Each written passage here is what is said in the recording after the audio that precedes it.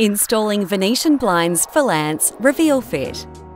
In this video, we will explain the Venetian Blind Reveal Fit installation process step by step. Start by opening the box. Carefully cut the tape along the edge of the box to avoid damaging the blinds. Once you have all the parts and your tools ready, it's time to get started. Click the hook blocks onto the front of the headrail.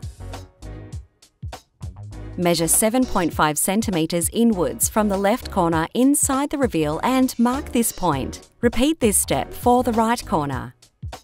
Install the brackets using the provided screws. If additional brackets are supplied, distribute the rest of the brackets evenly in between the outer brackets. Turn the butterfly-shaped brackets into the back of the valance.